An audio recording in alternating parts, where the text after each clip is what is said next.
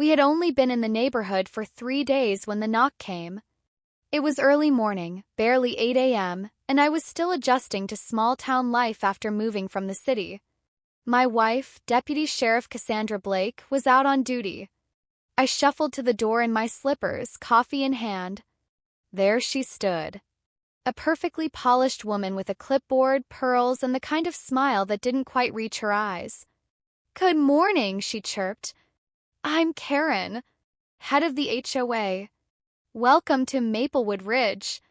Before I could even respond, she pushed a thick packet into my hand. "These are the rules, the dues, the lawn height requirements, acceptable paint colors, and a reminder that all holiday decorations must be HOA approved." I blinked. "Holiday what?" "Oh," she said sweetly, "don't worry. You'll get the hang of it. We just like to keep things orderly." I thanked her, half confused, and she left with a wave. When Cassie got home that evening, I told her about the visit. She raised an eyebrow and flipped through the packet. Her law enforcement instincts kicked in immediately. "Wait a minute, did you sign anything?" "No," I said. "Why?" Her eyes narrowed. "Because some of this looks shady. These rules are fine, but they can't enforce anything unless we voluntarily join. This isn't a mandatory HOA. It's optional." The next day, Cassie called the number listed and politely declined membership. No drama. No hostility. Just a simple no. That should have been the end of it. But with Karen, it was just the beginning. 2 days later, our trash cans were moved from the curb back to our garage, a sticky note attached. "Violation! Trash must be removed within 2 hours of pickup." Then came the fine notices. Lawn 1 inch too long. Wind chimes too loud. Porch light too bright. Cassie was amused. I was annoyed. She finally decided to pay Karen a visit, in uniform. Karen opened the door, froze for half a second, then gave her the same tight-lipped smile. "Oh, Deputy?" "Sheriff Blake," Cassie corrected. Karen's smile faltered. "Oh my. How wonderful. I didn't realize." "I'm sure you didn't," Cassie said, folding her arms. "But we're not interested in joining the HOA. So the fines? The harassment? It ends today." Karen stiffened. "Well, I don't think you understand how things work around here." Cassie stepped closer, voice calm but firm. "Actually, I do. And unless you want to explain your violation notices to the county legal office, I suggest you stop pretending you have authority you don't." Karen went pale. Cassie turned to leave. "Have a good day, ma'am." We thought it was over. But the next move Karen made was a call to the police. Except this time, she had no idea who was going to answer it. Call came in at 10:07 a.m. on a calm Thursday. Dispatch radioed Cassie while she was at the station. 911 received a complaint from Maplewood Ridge, the dispatcher said. Caller claims there's a hostile resident refusing HOA compliance and threatening legal action. Cassie raised an eyebrow. "Address?" "Your own." There was a beat of silence. Then Cassie smirked. "You've got to be kidding me," she muttered, grabbing her duty belt. She drove home, not in the patrol car, but in her unmarked SUV, dressed in full uniform. She wanted to give Karen every chance to realize just how deep a hole she was digging. But it was clear now, this wasn't about rules. It was about control. I was sitting on our porch, sipping coffee, when Cassie pulled into the driveway. Right behind her, a local officer, clearly dispatched in response to the complaint. And standing proudly on the sidewalk like she'd just summoned the queen herself was Karen. Hands on hips. Clipboard under arm. That same smug expression. The officer walked up to her first. "You the caller?" Karen nodded. "Yes. That's them," she said, pointing to me. "They've been ignoring community codes. And the woman, she threatened me." Cassie stepped forward. "What exactly did I say that you considered a threat?" Karen looked like she'd swallowed a lemon. You said I had no authority. Cassie looked to the officer. She called 911 for that? The officer blinked. Wait. Sheriff Blake? Cassie gave a polite nod. In the flesh. You could almost hear Karen's gears grinding. You're a sheriff?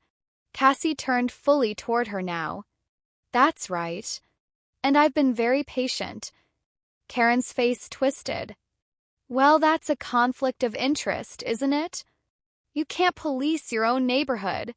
Cassie chuckled, but it wasn't friendly.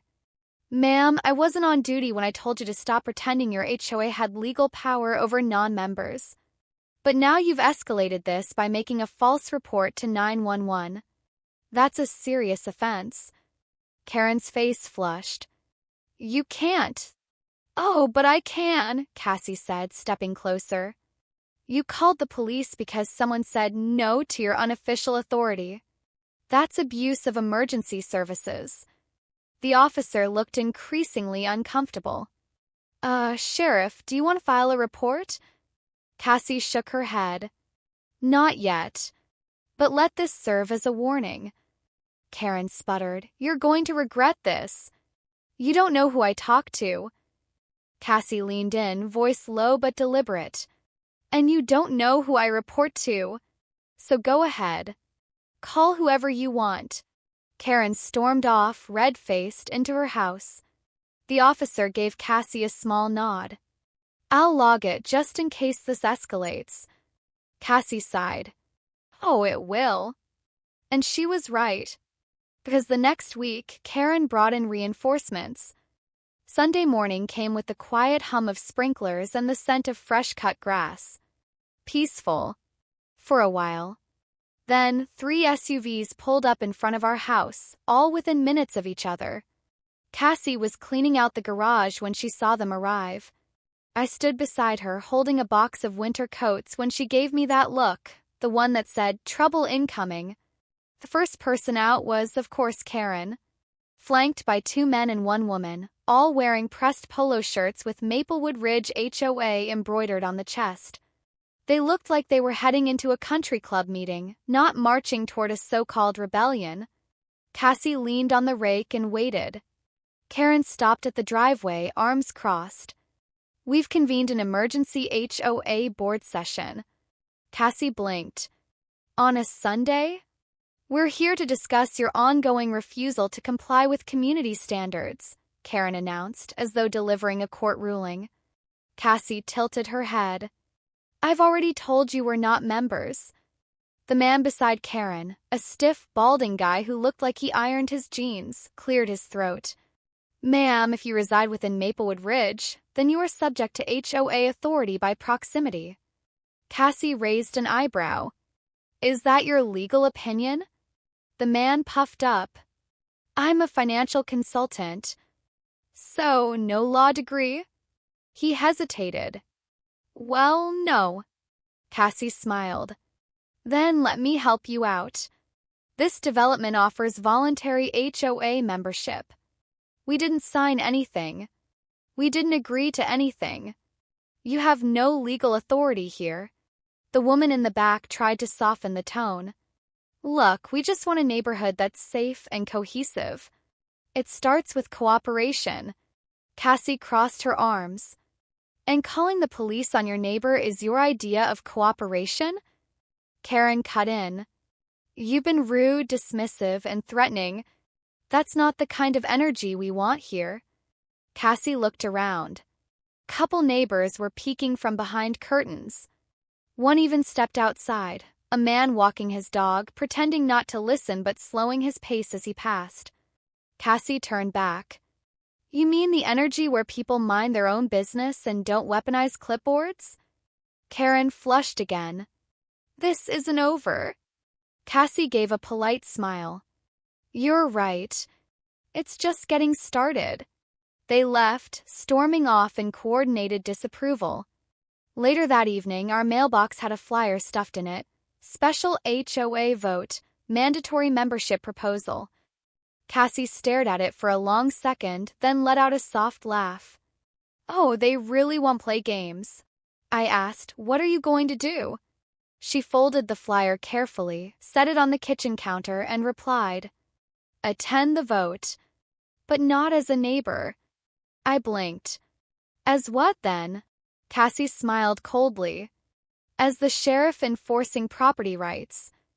The special vote was scheduled for Wednesday evening at the community clubhouse, a beige, overly air-conditioned building with fake ficus trees and folding chairs that creaked when you sat too fast. Cassie arrived in uniform. Not to intimidate, but to remind them all exactly who they were dealing with. I came along for moral support, but honestly, I just wanted to witness the fireworks. About 30 people were present, most of them longtime residents who had never once seen the HOA throw a vote like this. Karen stood near the front, clipboard clutched like a shield, whispering to her little posse. When Cassie walked in, the room didn't go quiet, it went stiff. People straightened in their seats. Karen froze for a half-second, then gave a weak smile. "Deputy Blake," she greeted. "This is a homeowners meeting, not a police matter." Cassie gave a calm nod. "I'm here as both resident and sheriff." There was a beat of silence. Then Karen continued, voice forced sweet. "We'll be discussing a proposed amendment, mandatory HOA enrollment for all Maplewood Ridge residents." Cassie spoke before she could continue. "That amendment violates state housing code and your own charter." Karen blinked. "I beg your pardon?" Cassie stepped forward. "You're attempting to apply retroactive policy to existing property owners. You have no legal grounds. And if you pass this vote and attempt to enforce it, you'll be subject to legal consequences for coercion, misrepresentation, and property rights violations." Someone in the back murmured, "Wait, is that true?" Cassie turned to face the crowd now. "Many of you may not know this, but HOAs can't legally force people into contracts they never signed. And this group here," she gestured to Karen and her clique, "they've been issuing fake fines, harassment letters, and now they're using emergency police services as a scare tactic." More whispers. Cassie continued, "You all deserve a neighborhood that thrives on respect, not fear." Karen's voice cracked. "You're just trying to destroy the sense of order here." Cassie turned slowly toward her. "Order that's built on fear isn't order. It's control. And I think your time trying to bully this community is over." A woman near the front stood up. "I thought we joined the HOA to protect each other, not control each other." Someone clapped. Then someone else. In moments, a ripple of agreement filled the room. Even those who had once sided with Karen were starting to shift. Karen's face was red. "This vote is still happening." Cassie shrugged. "Go ahead. But if you think I won't challenge it legally, you're welcome to test me. Just know you'll lose." Karen's clipboard trembled in her hand. Cassie walked out first. But what happened the next morning changed everything. A knock at the door. This time not from Karen. It was the county investigator. It was just after 9 a.m. when the knock came. This time it wasn't Karen. It was a man in a charcoal gray suit with a county badge clipped to his belt. He introduced himself as Investigator Ronald Pierce from the Department of Civil Governance Oversight. Cassie met him at the door, still in her uniform from the morning shift. "Mind if I come in?" he asked politely. "I believe you filed a complaint regarding misuse of HOA powers." Cassie nodded, stepping aside. "Didn't think you'd move this quickly." Pierce chuckled. "We've had prior reports about Maplewood Ridge's HOA. Yours was the first from someone with jurisdiction and documentation." He sat down at our kitchen table, pulling out a notepad and a slim tablet. "Walk me through what happened." Cassie laid it all out, the fake fines, the intimidation tactics, the illegal vote proposal. She had screenshots, voicemail messages, the HOA charter, and even a printout of the flyer Karen had shoved in our mailbox. It was like watching a courtroom case unfold in our living room. Pierce nodded thoughtfully. "I've seen plenty of overzealous HOAs, but this one? They're making power plays without any legal structure to back it up. That vote was a blatant overstep. Can anything be done? I asked. Oh, more than something, he replied. If they proceeded with the vote or threatened enforcement again, they've opened themselves up to civil penalties and, depending on how the funds have been managed, possibly even fraud charges. Cassie raised an eyebrow. Funds? Pierce leaned back. Most HOAs collect dues. Karen and her group were collecting payments while issuing unauthorized penalties. We're looking at misappropriation at minimum. Embezzlement if there's personal enrichment. Cassie's face darkened. I wouldn't be surprised. That afternoon, Pierce visited the clubhouse and requested financial records. Karen, according to a neighbor who saw it unfold, completely lost her composure. She reportedly claimed it was a witch hunt and refused to cooperate. Bad move. The next day, Pierce came back to us with a quiet grin. We pulled their banking records. Things aren't adding up. You might want to come by the county hearing next week. Cassie's eyes sparkled. You mean they're going to trial? Not quite yet, he said. But there will be consequences. Word spread quickly. Suddenly, neighbors we'd never met were stopping by to say hi. Some shared their own stories about HOA harassment. Others apologized for staying silent. The entire dynamic of the neighborhood shifted in just a few days. Karen, once the untouchable queen of Maplewood Ridge, was now avoiding her own mailbox. But she wasn't done. Because the night before the hearing, our front lawn was vandalized. Spray paint, broken solar lights, our American flag torn down. Cassie stared at the mess, jaw clenched, and calmly said, Now we press charges. The red spray paint was crude, angry, and clearly rushed. Fraud was scrawled across our white fence. The flagpole lay snapped in half. Our solar lights, shattered like someone had stomped on them in a rage. Cassie took one long look and didn't even flinch. She pulled out her phone and dialed directly, not 911 but the county investigators line. Ron, she said coolly, you might want to send someone down.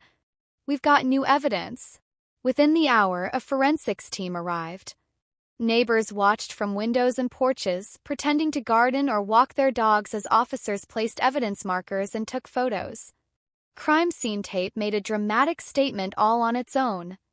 I stood beside Cassie, quiet as she gave her report. Karen's fingerprints are likely on the mailbox and fence. She's the only one this invested. Pierce arrived minutes later. When he saw the mess, he let out a low whistle. Well, she just handed us everything. Cassie folded her arms. I want charges filed. She escalated it into criminal territory now. Pierce nodded. She'll be facing vandalism, destruction of private property, and possibly witness intimidation. That evening, Karen was formally questioned. According to another neighbor, one of the more talkative ones, she'd slammed the door on the officer and demanded a lawyer. By morning, Karen's house had a for sale sign on the front lawn. But Cassie wasn't done. She attended the county hearing, not just as a resident but as a professional witness.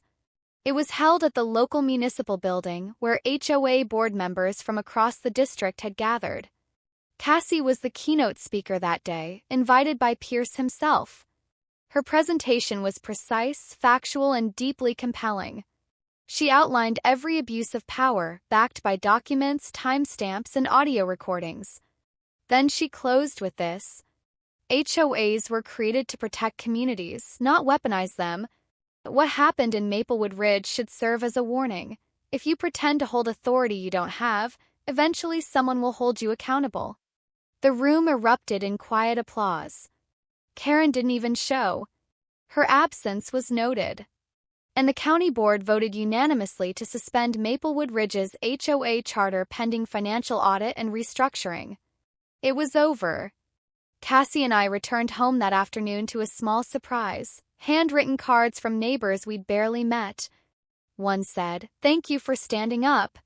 We were too scared to. Cassie smiled. No one should feel scared in their own neighborhood. But just when we thought peace had finally returned, a letter arrived in the mail. No return address.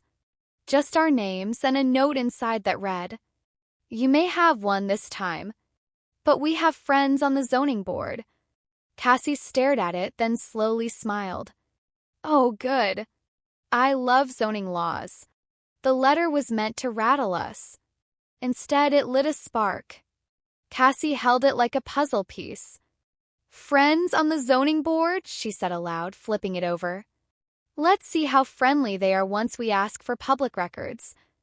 The next morning, she filed a formal request with the county clerk's office. She wanted access to Maplewood Ridge's zoning proposals, permit applications, and any communications involving Karen's name. Within days, a picture started forming. Turns out, Karen and 2 of her board members had quietly lobbied for a rezoning plan that would turn the empty lot behind her house into a private tennis club, owned by her cousin's LLC. It wasn't illegal, but it was shady, especially because she'd petitioned to have HOA funds allocated toward community improvements. In other words, the HOA was about to fund her family's business using neighbors' dues. Cassie brought the evidence straight to investigator Pierce, who promptly scheduled a formal hearing with the county planning office. The fallout? Devastating for Karen. Her cousin's proposal was denied. The zoning board issued an ethics warning. And the last trace of Karen's rule over Maplewood Ridge vanished with the closure of the HOA's bank account, frozen due to financial mismanagement. Karen moved out 2 weeks later. Cassie and I stood on our porch the morning the moving truck pulled away. Karen didn't look at us, didn't wave, just climbed into her SUV and drove off, her pearls glinting in the sun like a relic from a time that was officially over. The neighborhood shifted after that. The fences weren't perfect. Some lawns had wildflowers instead of manicured grass. But people started smiling more. Front porches got friendlier. And no one, absolutely no one, dared mention starting a new HOA. Not with Sheriff Blake living on the block. One Saturday, our neighbor Helen, a retired teacher who'd lived there 25 years, brought over a pie. "You too," she said, "did what the rest of us never had the guts to do." Cassie smiled. "Just doing my job." Helen patted her arm. "You didn't just protect the law. You protected our peace." That evening, Cassie took down the last remnants of the vandalism, a single cracked light we hadn't gotten around to replacing. I stood beside her, and for the first time in weeks, it felt like we could breathe. "What now?" I asked. Cassie looked out at the quiet street, the kids riding bikes, someone grilling 2 doors down, wind chimes humming softly in the breeze. She smiled and said, "Now we enjoy the kind of neighborhood we moved here for." And just like that, we finally felt at home.